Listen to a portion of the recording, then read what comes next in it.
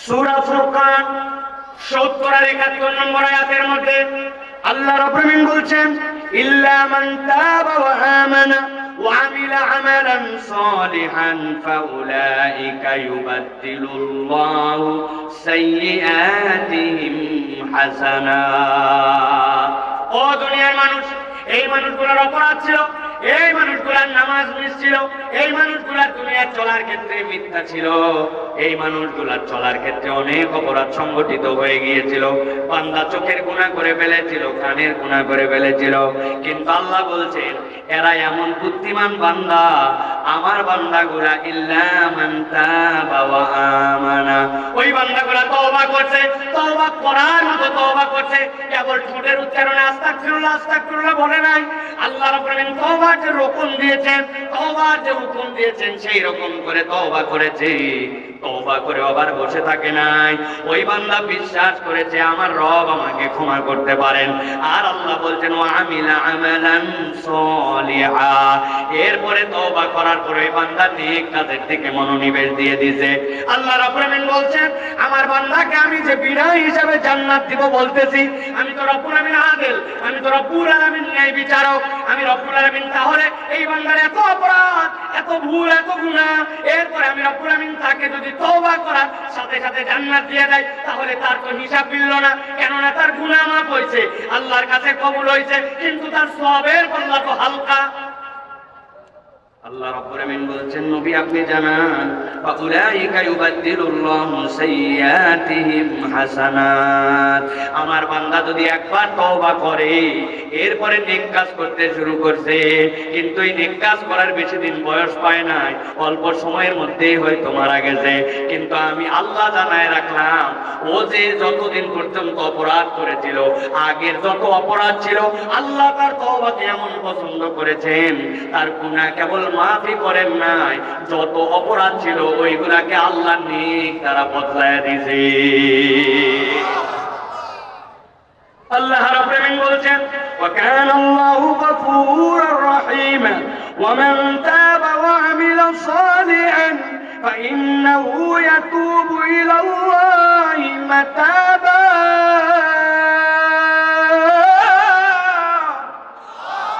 আমার রব্বুল আলামিন বলছেন এই দুনিয়ার মানুষ, আর তোমার রবের ব্যাপারে এই ধারণাটা তুমি পরিষ্কার করে নাও, কেউ যদি একবার তওবা করে আর আমলে সালেহ করে, রব তোমার বড় দয়াদ্র, বড় দয়ালু, যদি যে তওবার মতো তওবা করে আল্লাহ রাব্বুল আলামিনকে তওবার আশ্রয়স্থল হিসেবে বান্দা পেতেই থাকবে। জিজ্ঞাসা করছেন একজন সালাফ, তার ছাত্র এসে বলছে সালাফ, একজন মানুষকে আল্লাহ রাব্বুল আলামিন কতক্ষণ পর্যন্ত ক্ষমা করবেন, কত দূর পর্যন্ত ক্ষমা করতে পারেন? সালাফ উত্তর দিয়েছেন আল্লাহর নাম গাফুর, কিন্তু আল্লাহ রাব্বুল আলামিন নিজের নাম গাফফারও রেখেছেন। গাফফার আল্লাহকে ওই জন্য বলা হয়, বান্দা যতবার অপরাধ করবে ততবার পর্যন্ত যিনি ক্ষমা করতে পারেন তিনি হচ্ছেন গাফফার। অতএব বান্দা যদি তওবা করার মতো তওবা করতে পারে, আল্লাহ ১ নম্বর দলের মধ্যে তাকে ঢুকাবেন, আল্লাহ বিনা হিসাবে তাকে জান্নাতে দিয়ে দিবে। নবীজি বলছেন আত-তাইবু মিনাজ যামবি কামান লা যামবা লা, কেউ যদি আল্লাহর কাছে তওবা করে যেন তার গুনাহ নাই, যেন মানে কি গুনাহ গেছিল কিন্তু আল্লাহ তাকে এমন বানাইছেন যেন তার গুনাহ নাই। একটু মাথা খাটায়, একটু ঠান্ডা মাথায় যুবকেরা, তরুণেরা বোঝার চেষ্টা করো, দুনিয়াতে আল্লাহর কাছে জান্নাতে যাওয়ার সবচেয়ে সহজ উপায় হচ্ছে বিনা হিসাবে জান্নাতে যাওয়া। কেননা বান্দা যদি একবার তওবার মতো তওবা করতে পারে, সেইটা যদি হক ইবাদের হক নষ্ট না হয়, বান্দা আশা করতেই পারে আল্লাহর সাথে জড়িত যত হক আছে আল্লাহ চাইলে সবগুলা তাকে মাফ করে দিতে পারে। আল্লাহ কোরআনুল কারীমের মধ্যে বলছেন এই যে সেই বান্দাকে আল্লাহ মাফ করবেন, আল্লাহ যে বলেন ইল্লা মান তাবা ওয়া আমানা ওয়া আমিলা সালিহান, মুফাসসিররা বলছেন আল্লাহ মূলত এর দ্বারা কি বোঝাতে চান? তাফসীরের মধ্যে আসছে আল্লাহ ৩টা জিনিসের স্বীকৃতি নিতে চান। কবি মনোযোগ দেন, মনে করছি তওবা করলাম আর মাফ পেয়ে গেলাম, আল্লাহ স্বীকৃতি নিতে চান আল্লাযীনা ইউওয়াহ্হিদুনাল্লাহ ওয়া লা ইয়াদউন ওয়া লা ইয়া'বুদুনা ইলাহান গায়রুহু। আল্লাহ বলতেছেন, এক নম্বর, আল্লাহর ওয়াহদানিয়াতের উপরে বান্দা সবসময় অটল অবিচল থাকে। আল্লাহ ছাড়া অন্য কাউকে কখনো বান্দা ডাকে না। ধান নাড়ে দিতে বদল গেছে মহিলা, সাথে সাথে আকাশটা একটু মেঘ করে আসছে। মহিলা সাথে সাথে বলতেছে, আল্লাহ তো আর অন্য দিন দেখতে পাই না, যেদিন আমি ধান নাড়ি ওই দিনে আল্লাহর বৃষ্টি দেওয়া লাগে। আছে না ভাই? কত লোকের বাচ্চা কাচ্চা কোনো অসুখ হয় না, আল্লাহ সুস্থ হলে একটাই ছুটে পাইছে, ওটা আমার ব্যাটা, খালি ওরে অসুখ হওয়া লাগে। কথা বলেন আছে কিনা? আপনি যদি এইরকম কথা বলেন, আপনি আল্লাহর ওয়াহদানিয়াতের পরিমাণ আনেন নাই। কথাটা ছোট, কিন্তু আল্লাহর কাছে পিটন খাওয়ার জন্য এইটুকুই যথেষ্ট, ঠিক কিনা? আল্লাহ রাব্বুল আলামিন দুইটা বুঝাইছেন, ওয়ালা ইয়াদউন, আল্লাহ ছাড়া আর কাউকে ডাকে না। তবে হ্যাঁ, যদি বড় বিপদে পড়েন আর অসুখ ভালো হচ্ছে না, তখন চাইলে আপনি রাজশাহী সামাদুলে যেতে পারেন। পারেন তো না? বড় এক সিন্নি নিয়ে রওনা হয়েছে, জিজ্ঞাসা করছে, মুরব্বী কোথায় যান? বলে বগুড়া মস্তান করে যাচ্ছে। বাবারে বাবা, দেখ নিয়ে যাচ্ছেন কই? বলে এইটা আমার নাতি ছেলে। ওই নাতি ছেলে কথা বলতে পারে না। আমি বললাম, ডাক্তারের কাছে যাচ্ছেন আপনি, এতগুলা পায়ে সিন্নি নিয়ে করছে, দৌড়ু বেটা যাচ্ছে মহস্থানে। তো মহস্থানে কি ওই জায়গায় ডাক্তার আছে যে আপনার বাচ্চার জবান খুলবে? বলছে, না রে বাবা না, উনি বড় আল্লাহর ওলি বলে আমিও তো স্বীকার করি। বলে উনার কাছে মান্নত দিলে উনি খুশি হয়, উনি খুশি বলে আল্লাহ খুশি হয়। আল্লাহ দেয়, কিন্তু একটু মহস্থান আউলিয়ার ওসিলাই দেয়। এই ঈমান যদি আপনার থাকে, আপনার ঈমান আর আবু জেহেলের ঈমানে পার্থক্য না। ভালো করে বোঝেন। বলে হুজুর এত বড় কথা বলেন, আমার কথা নয়, আল্লাহ কোরআনুল কারীমের মধ্যে বলেছেন। আবু জেহেলের কাছে যে জিজ্ঞাসা করা হয়েছে, মাইয়ারযুকুকুম মিনাস সামাই ওয়াল আরদ আম্মান ইয়ামলিকুস সামআ ওয়াল আবসার। এই আবু জেহেল, আসমান থেকে খাবার দেয় কে? জমিন থেকে রিজিক দেয় কে? চোখ দিয়ে দেখায় কে?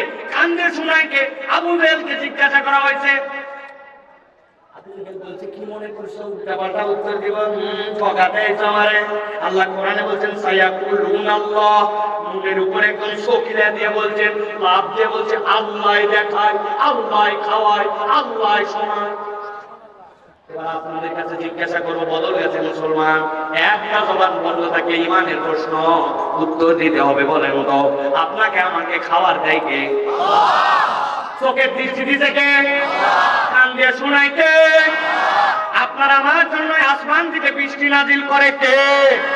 আবু জেহেল কার নাম বলছিল? ওর সাথে আমার আজকে থেকে ঝামেলা মিটাই পেলাম। আবু জেহেল আমার ভাই ভাই, তাই তো নাকি? আমার আল্লাহ রাব্বুল আলামিন বলছেন, তো তুই আল্লাহ আল্লাহ বলে করে জিজ্ঞাসা করা হয়েছে, লাভ হচ্ছে মানা কবরের কাছে কেন যাও? তাহলে দেখলে মুখের মান্যত লাগাও। বলছে, ও এই জন্য আটকানোর জন্য জিজ্ঞাসা করছো? উত্তর শোনো তাহলে। আল্লাহ কোরআনে বলছেন, লিয়াতাকাররাবুনা ইলাল্লাহি যুলফা, আমরা লাভুজ্জামানাদের কাছে রিজিক নেওয়ার জন্য যাই না। ওরা বড় বড় আল্লাহর ওলি, বড় পয়গম্বর, মুখ ফেরেশতার প্রতিকৃতি, ওদের দেওয়ার কিছু নাই। কিন্তু ওদের কাছে চাইলে আল্লাহ খুশি হয়, আল্লাহ দেয়, কিন্তু লাভুজ্জামানাদের মাধ্যম দিয়ে দেয়। আল্লাহ বলছেন, ওয়াহুম মুশরিকুন। এখন আপনি তওবা করতেছেন, আল্লাহ তুমি আমার সব গুনাহ কথা মাফ করে দাও, আল্লাহ তুমি আমার সগীরা গুনাহ, কবিরা গুনাহ, জানা গুনাহ, অজানা গুনাহ সব মাফ করে দাও।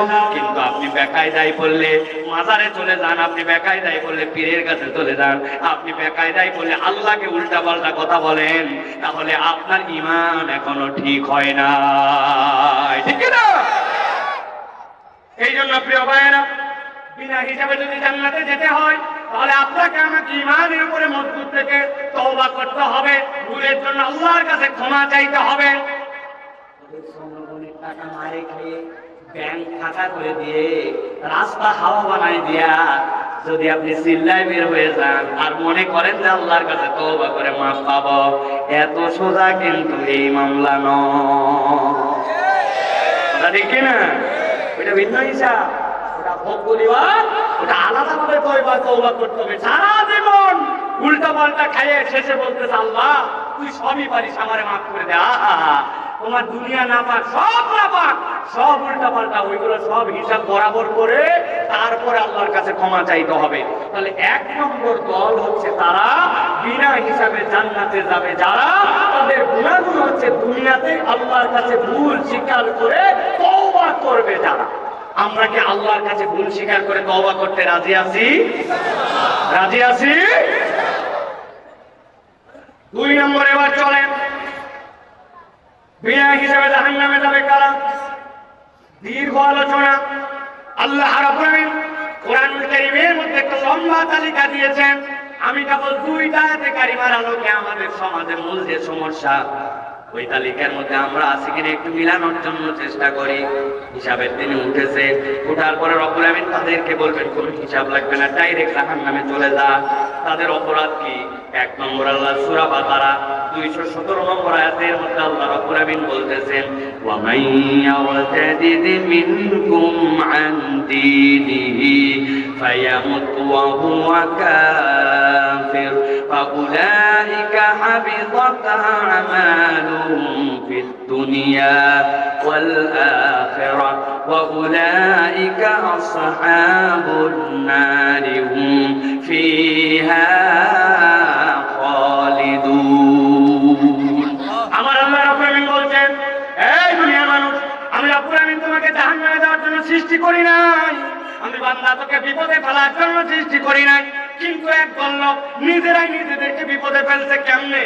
আল্লাহ বলছেন, ওয়া মান ইয়ারতাদিদ মিনকুম আন দীনিহি, একদল লোক ছিল মুসলমান, একদল লোক ছিল ইসলামের উপরে, কিন্তু তাদের এমন পণ্ডিতি আসছে, এমন বোঝা বুঝছে, এক পর্যায়ে যারা তারা আল্লাহর দ্বীন থেকে সরে যে মুরতাদ